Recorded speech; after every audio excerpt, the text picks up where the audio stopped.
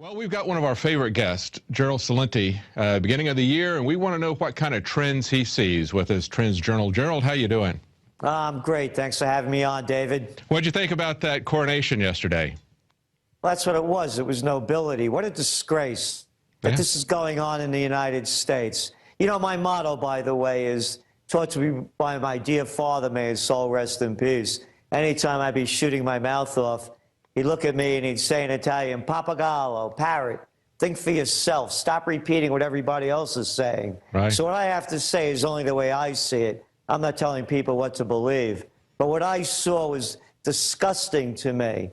Here they put on this lavish affair, bragging about all the designer clothes, rolling out the red carpets, the Clintons showing up as though they're coming out of their jumbo jet, and it's a chariot out of the past for the nobility, and people are starving in the streets. The peasants could hardly make ends meet. The people are unemployed, being thrown out of their homes. And putting on a lavish spectacle like this is really rubbing it in the face. To me, it wasn't an inauguration. It wasn't even a coronation. It was off with their heads 2.0. It was so insensitive. Yeah. It was so out of character. It was so contrived. Hey, even Beyonce was lip syncing, right? That's right. And the band is pretending that they're playing music. The whole thing is a hoax. That's right. Yeah, $100 million, wasn't it? Didn't they say it was $100 million? Whatever it was, you know. And of course, where did the money come from? Right. Right. Yeah, and at the same time, he's just, everybody got their first paychecks of the year. Everybody that's working got their first paycheck of the year. The working poor see their taxes go up by 48% on Social Security. You know, everybody, these are people making under $113,000 when he said he wasn't going to raise taxes on anybody unless they made over $250,000. I mean, he's taken these people who wanted a class warfare, and he's given them class warfare, but they didn't realize what class he saw himself a part of. As you mentioned, you know, he's the royal class. Yeah, well, look at this scene. Look at this pedestal that they built for him and Michelle to dance on, and making a big deal out of it. And just for the record, man, I watched it. The cat can't boogie. That's right. And you know something about that, don't you? Oh, yeah, you know. We got some boogie in your bones, you know. You can't fake it. That's right. We got some good clips of you dancing with that. I wanted to talk to you about this thing that just recently happened with Germany repatriating gold. What do you think about that? I mean, Obama doesn't want to talk about what's going on financially. He'd rather have his coronation parties and his $10 million Hawaiian vacation and go after our guns because he doesn't really want to talk about what's going on financially. But do you see that as a pretty significant event? Well, absolutely. There's nothing mentioned about the unemployed in his whole speech. There's nothing really mentioned about, other than him saying we're on the road to recovery. You know, that's just jive talk.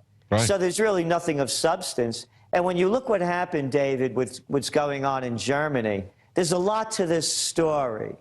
The Germans, I mean, you know, check it out, man. If, you know, I'm not really, you know, I'm not suffering from ADD, but it doesn't take a lot to remember, hey, weren't the English and the French and the Americans fighting the Germans in World War II? Why would the Germans give the French, the Americans, and the English all of their gold to hold? That's the story. So now what they're doing is because of a going-ons over there in Germany. As a matter of fact, I was in Munich recently when it just started to hit the fan. They want their gold back. And much of the gold is in the Federal Reserve in America, in the Bank of France, and in banks of England. So now they want it back. So here's the deal. They're not going to get all of it back until 2020. I mean, what's the, what, are they carrying us over one bar at a time? You know?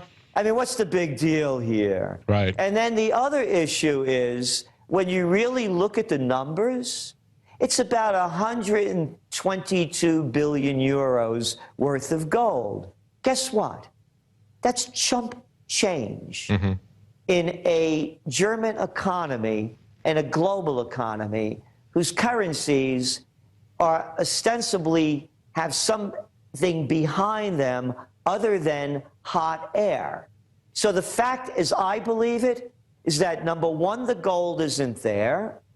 Number two, if it is there, something's going on and they're not getting it back. Because let's face it, I mean, what kind of imbecile would say it's going to take 7 years to carry this stuff back and forth? I mean, what are they going to do? Put it in Angela Merkel's pockets and bring it back every time she comes to Washington? That's right. I mean, who's making this baloney up? Right, right. So the other factor is, then you look at the report. Here's something as a trend tracking tip. And I've been doing this for over 30 years. And one of the things that you learn, David, is every time when the government comes out with information they're required to put out, they usually do it on a Friday afternoon. That's when all the people leave the bureaus. Mm-hmm. And Saturday is the least read news day of the week, by far. So what's the report that just came out? I'd like to read you this headline, because most people don't know this. It goes back to the gold and what a whole sham this thing is. Oh, and by the way, does this sound like a conspiracy theory? Figure this one out. How about those 5 lovely letters, LIBOR? Yeah, you remember the interest rate scandal. The banks were rigging the interest rates. Period, paragraph, it's a fact. It's no conspiracy theory. And neither is this. Fed red-faced as notes reveal officials failed to grasp dangers of 2007 crises. This is from the Financial Times. This came out on the weekend when very few people were following the news. In the toilet paper record, the New York Times, they buried it back in the news section with some white shoe boy language that would never tip off what really went on. And you had to read well into the story to see the sham, the stupidity, the ineptness, and the arrogance of the guys running the show. I'm pointing this out not to say that we were right and they were wrong, more so that the same jerks that didn't see it coming, the same imbeciles who wouldn't admit it when it was in front of them, are the same people that are now making the decisions. They continue to fail their way up to the top. Here's what it says. Top officials at the U.S. Federal Reserve took months to realize that the 2007 financial crisis would rock the world's largest economy, according to embarrassing meeting transcripts released yesterday. Now, here's the other in this one. You know, it's great. I love that America fights around the world to bring freedom and democracy. Freedom and democracy, they hold on to this stuff for 5 years. And you know why they hold on to it? So they could keep rigging the game. Right. And so they could keep covering up their mistakes. And so because we, the people, are too damn stupid and too undeserving to have the information. Here it goes. The transcripts reveal that Fed policymakers viewed the crisis, which erupted in August 2007 on the back of problems in the mortgage for subprime mortgage loans, as good news because markets were pricing more risk. It goes on and on. They didn't have a clue. So now you mentioned about this gold transfer. You said it's chump change, but I guess one of the things that got people's attention is this is the largest transfer. This will be the largest transfer that they've ever done. And the only countries prior to this that have repatriated anything are Iran, Venezuela, Libya. So this is the first time a Western government has done it. And it's been because of public pressure, right? That people were pressuring them to get the gold back. So, I mean, what do you think that they're doing? Are they just bowing to public pressure? What's going on with the gold transfer? And how do you think that's going to affect gold prices? I mean, they've gone up, but is it going to send it up even higher, you think? To answer your questions, first of all, you pointed out the 3 countries prior to Germany. Venezuela, they write Chavez off as some maniac. Right. Libya, what was that guy's name that they killed? Gaddafi, yeah. Yeah, and right. who do they have sanctions against? Yeah, that's right.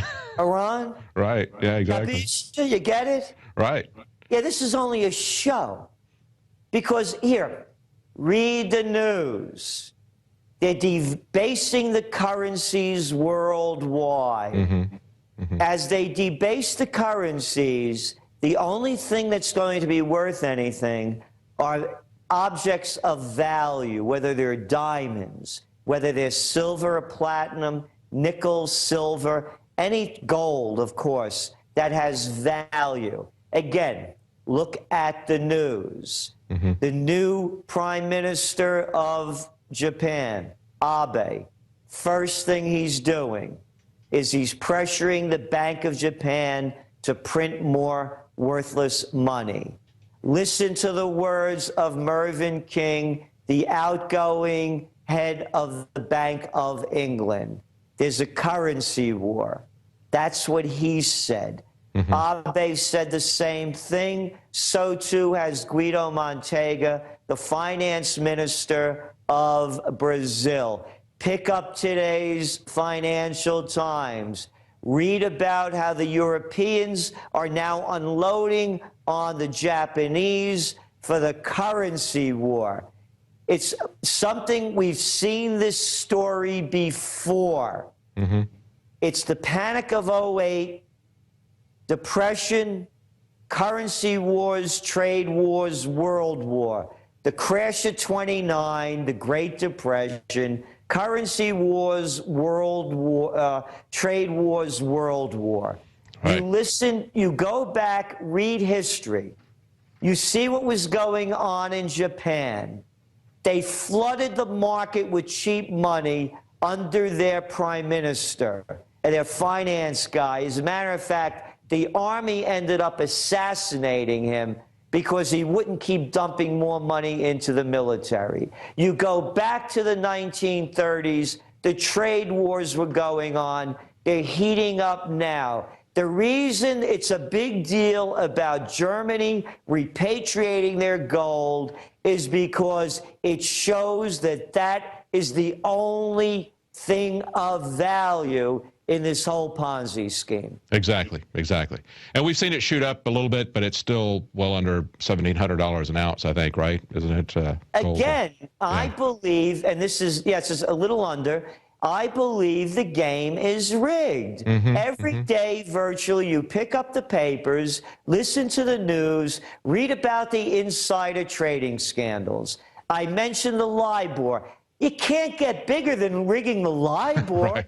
You're talking about, hundreds of trillions of dollars in loans, in mortgages, in fixing the interest rates. And it's not a conspiracy theory. It's a fact. They have the emails that went to Timothy Geithner when he was president of the New York Fed. They have the emails that went into the Bank of England. It's fact. So if they're rigging that, you think they're rigging gold? Because when gold prices skyrocket, people will be bailing out of these worthless currencies, and panic is underway. Absolutely. And the Forbes article, they quoted the Germans as saying they're concerned about a currency crisis. So you see this as part of a currency bubble that's about to hit, as well as you mentioned war, right? It's that's going to go hand in hand with that.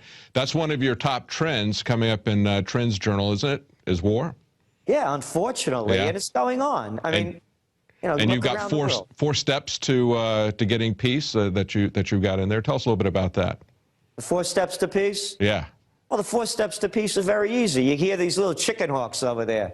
Cameron, Obama, Holland. How about holidays? You see this guy, that's about the only thing he could whip.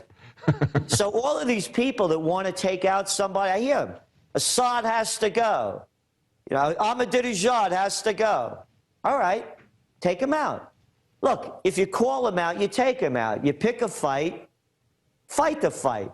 I watched Alex Jones on Piers Morgan. He said to him, I'll put on a robe, we'll go a couple of rounds, mine will be an American flag, you put the Union Jack on. Alex didn't say, hey, Celente, go fight my fight for me.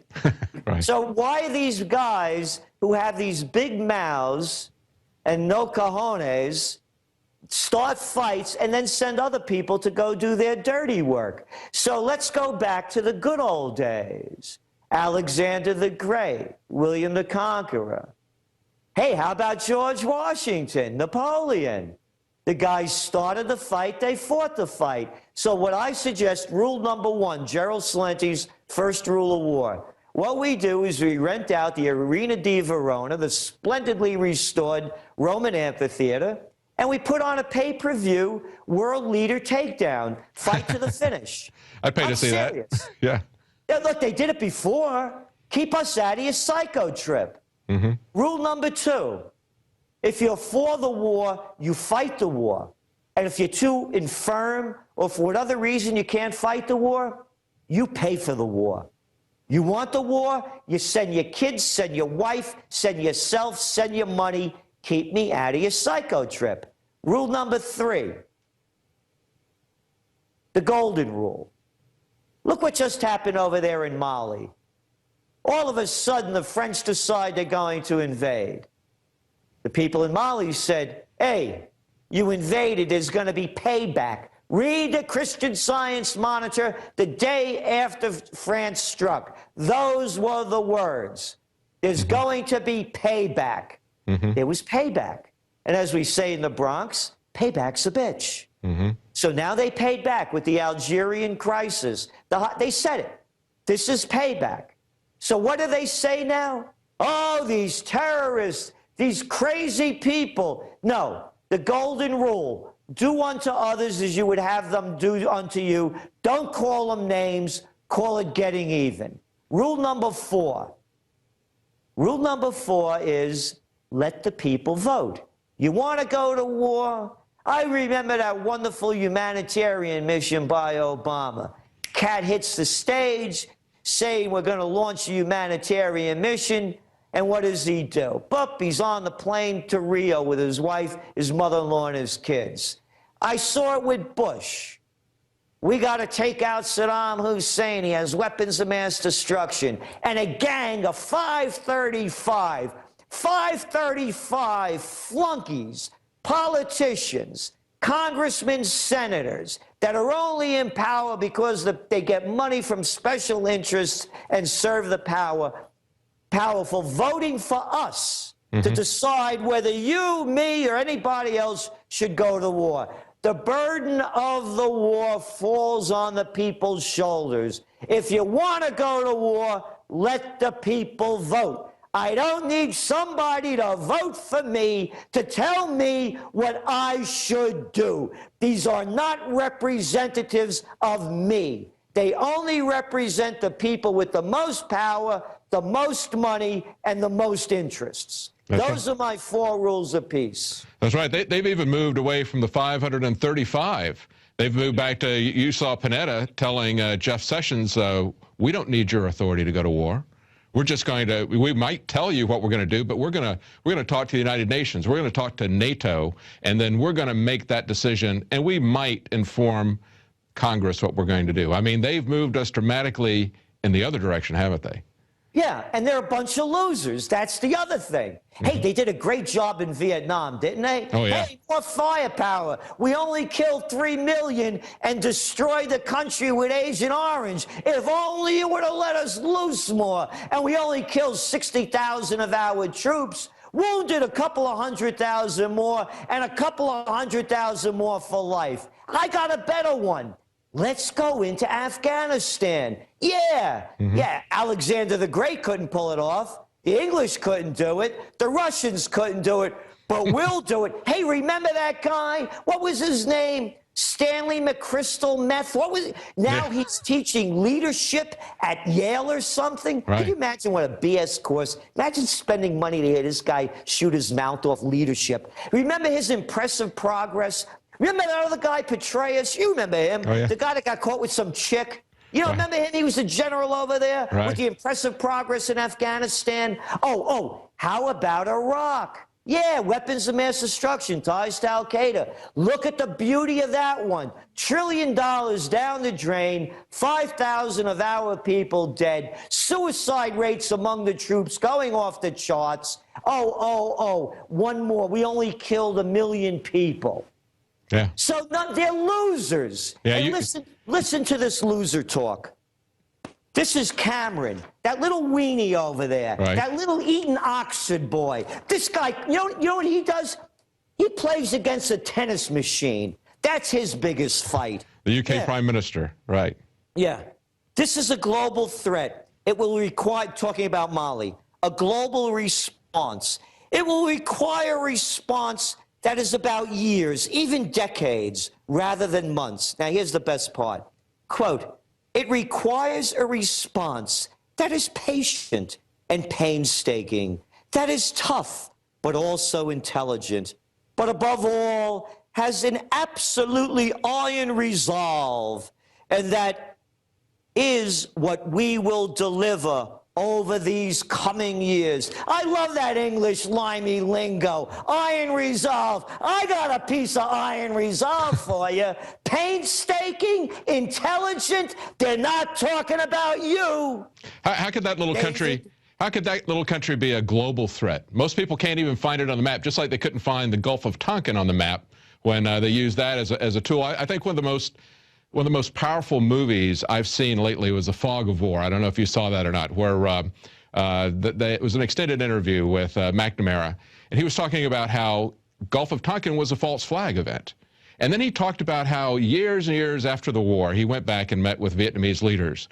And he said, the North Vietnamese leader got up and said, why did you do what you did? And McNamara said, it was because of the domino theory. And the guy was furious. He pounded the table and he said, you fool, you killed all these people. He said, there was no domino theory. He says, don't you know anything about history? For 1,000 years, we fought the Chinese for our independence, and we fought you because you were there for our independence. And McNamara told this story after the fact. So yeah, Mali is another one. Mali is another one of these deals. Yeah, check this one out. This is a great one too. Matter of fact, I wrote about McNamara's lies in my book Trends 2000 back in 1996 about how he knew that the war was a losing war, and because the psychopath, like the rest of them out there, he should have been hung for knowing this. Yes. And prosecuting it. He should have been prosecuted. Here's another beautiful quote about Mali. I mean, this stuff is, you can't believe this stuff. Angela Merkel stated Wednesday that, quote, terrorism in Mali was a threat to Europe and to Germany. Oh, yeah, the Mali is on the loose, man. They're going to get on a camel before you know it. You know, woof, they're going to be in Germany. Yeah, going right down, you know, they'll be right in the heart of Berlin before you know it. Mm-hmm. Well, all these wars are going to keep the public's eye off of the currency crisis, keep their eye off what the central banks are doing, keep their eye off all of this economic meltdown, which is what Obama's doing here at home with the attack on the Second Amendment, attack on gun owners. He doesn't want to do anything to address any fiscal things. Just like the first term, he completely avoided it and focused on his health care agenda. Now he's got to have some other boogeyman to slay. Well, you nailed it. You read his speech yesterday. What does he say right in the beginning? He says it right there. Let me pull it up here a second. He said, right, he said to the effect that the United States was going to be doing its policing around the world. And that's exactly what they're doing. Yeah. Mm-hmm. America will remain the anchor of strong alliances in every corner of the globe. Oh, before that, he was talking about the Founding Fathers. Yeah, right up their alley, you know. Yeah, and we will renew those institutions that extend our capacity to manage crises abroad. Manage crises abroad? How about managing the one over here? Right. Well, maybe you're talking about the broad Petraeus was talking about, because I don't know what abroad you're talking about. Because you can't manage anything. You started a losing war in Libya. There's a civil war there now. They're destabilizing Syria. Now they're going into Mali. Oh, that couldn't be because of AFRICOM. You know that one. Mm-hmm. The United States sending troops into 35 countries in North Africa, throughout Africa. Couldn't be because the Chinese are ripping off all the minerals and resources and they want their share, could it? Right.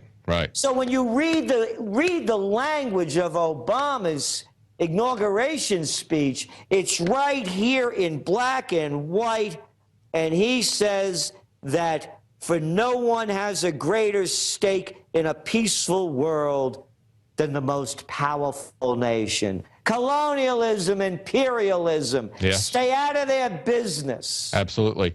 And yeah, I think it's pretty clear, too. He didn't talk about solving a crisis. He talked about managing it, right? They don't want to solve it. They want to keep it going. They want to keep it perpetual. Again, you nailed it. They're doing the same thing with this guy Hollande over there in France. They're getting the people's minds off the economic problems. Yes. Mm-hmm. They're doing the same thing in the UK. You read the data coming out of Germany, it's going down over there as well. It goes back to the repatriation of the gold. The only reason that these economies are standing up to any levels at all is because of the record low interest rates. I just got a commercial loan to buy one of the most historic buildings in colonial Kingston at 3.25%. And they covered closing costs. And it's locked in for 20 years. Yeah. The only reason this economies are turning around is because they're flooding the markets with cheap dough. And at some point, these interest rates are going to go back up. The bond markets are going to explode, and the economy is going to crash much worse than it did before. And if you don't believe me, listen to the Federal Reserve cats, man. Right, right. They do. Right, yeah. While the stock market is doing well and while interest rates are low, with all these new regulations of Obamacare, the people who are the working poor, they're going to have to, they're getting laid off. They're getting their hours reduced to under 30 because anything over 30 is now full-time jobs. So a lot of these people who are trying to make ends meet at the very bottom are going to have to juggle 2 part-time jobs, try to get their schedules worked out through that sort of thing. They're seeing their Social Security taxes going up. But a lot of these people are the same people who voted for Obama because they thought he was going to punish the rich. Is it? Oh, I know. I mean, you read the headline of today's paper. I don't have it in front of me. The New York Times. Maybe this is it. Let me see. No, they had something along the headline of how Obama's inauguration was a liberal message. I'm saying to myself, a liberal message is sending, they just killed 13 people in Yemen with a drone. Right, right. You know, we have warrantless wiretapping. The National Defense Authorization Act. What, he just signed another one recently that allows them to spy on us forever for no reason at all. Right, Liberal, and store it in the Utah data center that they're going to open up this year. That giant center in Utah, they're going to store everything there that they're spying on us illegally about. Yeah, was that the NSA one, or? Yeah, the one in Utah is a multi-billion-dollar center. It's got actually, it's got yottabytes of storage. I had to look that up. That's 1 trillion terabytes. A yottabyte. They had to come up with a new prefix for that. Yeah, so you're 100% correct, David. The liberals lie. You show them one after another how Obama is everything that they say they hate, and they keep supporting them. And they're not alone. You look at the polling data that came out recently. What is Congress's approval rating, like 9%? Right. And yet, what, 94% of the incumbents got reelected, and well over 50% of the people turned out to vote. Yeah. So the people are also getting what they deserve. And then there's the whole other group of people. You hit them, and everybody, especially Alex Jones listeners, know this. You start talking to friends and family about the facts of what's going on, and I don't want to hear that. Yeah, absolutely. I don't want to hear that. Yeah. You know, you're too negative. You're a gloom and doomer. That's right. That upsets me. If it upsets me, I don't want to hear about it. So that's what's going on as well. Yeah, this weekend we were at a rally here at the state capitol for the Second Amendment, and that's what I was told by somebody who just woke up. He said, "Hey, it was really scary." And my first reaction is to run away from this bad news. But it doesn't make the bad news go away if you run away from it, right? You've got to face it and try to find some way that you're going to survive through it, some way to try to rectify it. It's but that, you're right. That's what people say. They don't want to hear the bad news. They reject it because it's not a happy scenario. And they're getting offered happy scenarios on television all the time. They want to believe in a happy ever after. Yeah, and the other part of it is as well, is like you said, you know, to wake up to it and realize that you believed in a lie all your life, you know, it's like believing in a religion and all of a sudden you don't believe in it anymore. And that's what these are. These are political religions. That's right. I mean, you see it. You know, I mean, I've almost gotten in a fight with a guy one time. I said something that he didn't like. Don't you talk about my president like that. And I went off on this guy. Who are you talking to? I'll say whatever I damn well please. Right. Absolutely. But, you know, this is a religion, and I'm a political atheist. So I don't believe in political religions, and I certainly would not bow to a political god. You know, that's beneath me. But the other point of this is, and as we go through the top trends of 2013 that we have in the New Trends Journal, which, by the way, is 60 pages, advertising free of information about what's going on in the world, like covered nowhere else, and money back guarantee if you could find better or you don't like it. And the other issue is preparing you for the world tomorrow. There's another positive trend in there, and that is the Great Awakening 2.0. There was a Great Awakening in America prior to the American Revolution. At first, it was a religious revival. People realizing, the people that believed in salvation, they finally understood that if you're going to achieve salvation, it's not because you're following the dictates of a church or a hierarchy. It's about how you live your life. And it's not about the religion that you live. It's about how you live. That was the first part of it. The second part of the Great Awakening was to the awakening that there's no nobility out there, that King George III is just another average or below average guy. And when you read the letters going back and forth between Jefferson or Franklin and the people going overseas talking about the royalty, what a disgrace these people were. The people woke up to that. Well, David, we have the same kind of nobility. Again, look at that shot of the Clintons walking out of their jumbo jet with all of the gold and red trappings around them. Absolutely. And all the paparazzi. And look at all of this grandeur for the coronation. The people are waking up. These are not nobility. Matter of fact, they're the same people you couldn't stand in high school and college that wanted to be class president and head of the student council. The suck-ups, the brown-noses, the glad-handers, the insincere and the overly ambitious. So we're seeing the beginning of a great awakening. Yeah, it was at the early days of our republic. Ambition was considered to be a severe character flaw when it came to politicians. Today, it seems to be a prerequisite, isn't it? They brag about it. Yeah, absolutely. Absolutely. Well, are there any other trends that you see besides war and a great awakening that? Yeah, there are some very positive ones. And again, you know, I look at things for the way they are, not the way I want them to be as a political atheist.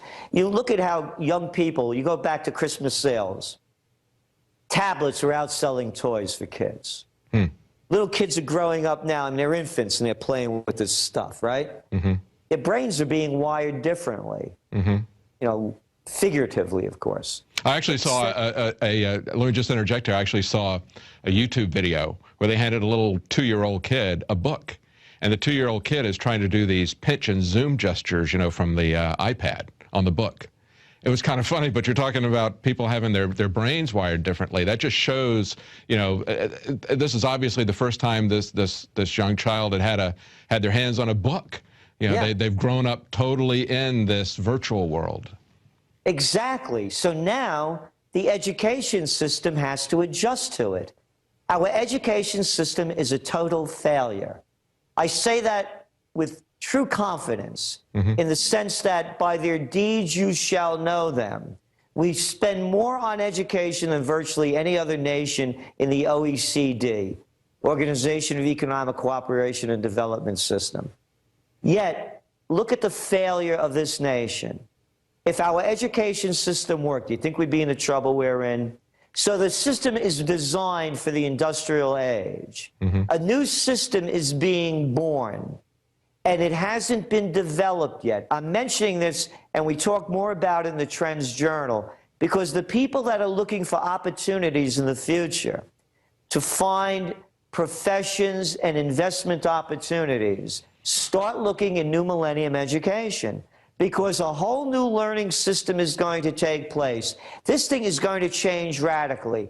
In 50 years, our education system will look nothing like it is today, to the extent that when you go back to the beginning of the industrial age, and you had all of these people in factories, and then they started getting replaced by machines, then they started replaced by robots. The same thing is going to happen with teachers.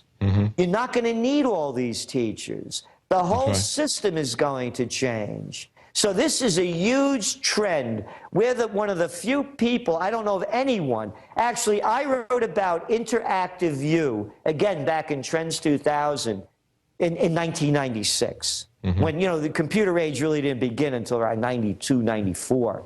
And it really hasn't gotten there yet. Trends are born, they grow, they mature, reach old age, and die. This trend has just been born for new millennium education. Another big trend that we write about. You know, I coined the term in '93, clean foods. These are foods that were only organic and chemical free, but brought to market in the best of sanitary conditions. Right. Now we're looking at a big trend is going to be safe foods, because the whole game has changed. You look at the drought conditions going on in the States, and it's not only the States. They can't bring barges down the Mississippi. They're having problems because the water table is so low. There's going to be a shortage of safe foods. Foods that are not genetically modified. Right, that's key. Foods that aren't pesticide-laden and chemically treated. Micro farms are going to grow and expand. City centers growing more foods, particularly in these dilapidated downtown areas, are going to be reborn with a new homesteading. Kind of a locavore movement, right? Kind of a locavore movement, locally produced, locally consumed food, right? Exactly. You know, you're all what you eat. I mean, let's face it, you eat a lot of crap, drink a lot of crap, you're going to look like crap. You know, if it's the same thing, you take in junk news, read junk information, listen to junk entertainment, your soul and your heart experiences junk emotions. So this whole new safe food trend is going to be huge. And also along with it, a new homesteading trend, because you have a lot of areas around the country that are dilapidated, and a lot of young people, another one of our trends, I call it Generation F'd. They call them the millennial generation. These are kids that, you know, born between 1980 and 2000, that have university degrees in worthlessness. They have jobs that don't pay them a living wage if they have a job at all. And they're educated. And they know that the future is going to be what they make it. And that's part of the Great Awakening. So there are a lot of positive things in this Trends Journal as well. Well, that's really fascinating. Like you said, it's what, 60, 70 pages, no commercials? No 60 pages, yeah. Yeah, there's a lot of stuff there. That's really fascinating. And when you're talking about the education thing, I think that's really key. I think, you know, I've homeschooled my sons all the way through from the start to finish. And it's not just a question of what they know and how they can work in the world, but it's also their attitude. You know, government has used schools, and it's been designed to use schools to control the population the way they think. It's a major brainwashing operation. So once that starts to move away and starts to get decentralized, and people start taking a more active control of their children's education, I think that's going to be really energizing the Great Awakening, as you put it. Well, thank you very much. Thank you very much, Gerald Celente. Look forward to seeing. I want to read the rest of this Trends Journal here. You've got me really interested. Thanks for talking to us today. Hey, thanks for having me on, David. Appreciate it. Bye-bye. Well, I want to read the rest of the trends that he's got projected for 2013, and if you want to read those, you can get it at trendsjournal.com. That's where you can order Gerald Celente's Trends Journal. We'll be right back after the break with David Zuniga and someone who has an organization called America Again.